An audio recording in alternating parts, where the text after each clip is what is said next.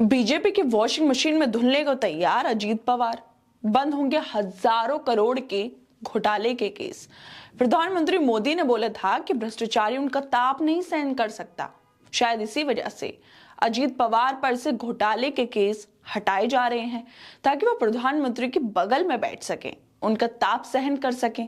वैसे देर से ही सही, लेकिन अब महाराष्ट्र के डिप्टी सीएम अजीत पवार को बीजेपी में शामिल होने का तोहफा मिल गया है।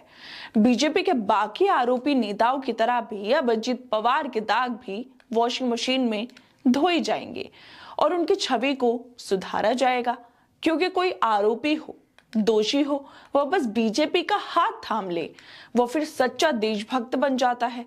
पुलिस वाले खुद बोलते हैं कि अब हमें इन नेताओं पर जांच ही नहीं करनी, क्योंकि अब ये बीजेपी के साथ शामिल हो गए हैं, साफ सुथरे हो गए हैं। क्योंकि जांच तो सिर्फ विपक्ष पर होगी, सत्ताधारी पार्टी पर थोड़ी ना होगी। दरअसल बीजेपी का हाथ थामने वाले अजीत पवार पर से अब घोटाले का केस बंद कर दिए जाएंगे। अजीत पवार पर यह मामला चीनी सहकारी समितियों और बाकी संस्थाओं द्वारा जिला और सहकारी बैंकों से मिले हजारों करोड़ रुपए के लोन घोटाले से संबंधित है।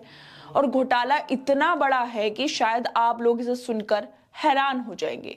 असल में अजीत पवार पर एक या दो नहीं, या फिर 10, 20, 50 करोड़ के घोटाले के आरोप नहीं है, बल्कि 25,000 करोड़ के घोटाले के आरोप है। ये कोई छोटी मोटी रकम नहीं है, बल्कि 25,000 करोड़ है। लेकिन अब मुंबई पुलिस की आर्थिक अपराध शाखा इस मामले को बंद करने की मांग कर रही है। विशेष लोक अभियोजक राजू ठाकरे ने सांसदों और विधायकों से संबंधित विशेष अदालत के जज RN रोकाड़े के सामने सी समरी रिपोर्ट दायर की है, जिस पर अदालत 15 मार्च को सुनवाई कर तय करेगी कि इस मामले पर आगे कार्रवाई होगी या फिर नहीं होगी।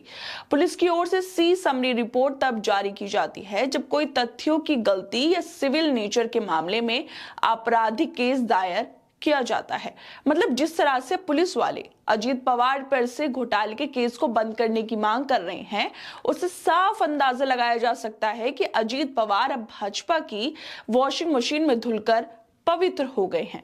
कितनी खुशी की बात है ना कि जिस इंसान पर इतने बड़े घोटाले की जांच ठीक से होनी चाहिए थी, उस पर अब पुलिस वाले ही जांच करने से मना कर रहे हैं। अजीत पवार भी अब मुकदमा फ्री हो जाएंगे। वैसे जिस पर कोई घोटाले के आरोप हो या किसी और चीज के मुकदमे चल रहे हों, वो भाजपा ज्वाइन कर ले, सब मुकदमे केस बंद हो जाएंगे। और इससे सबसे बड़ा फायदा दोस्तों पता है क्या होगा? सबसे बड़ा फायदा ये होगा कि अदालतों का भी बोझ कम हो जाएगा। कब तक अदालती नेताओं के मुकदमों में फंसी रहेंगी? उन्हें बाकी भी तो केस देखने होते हैं।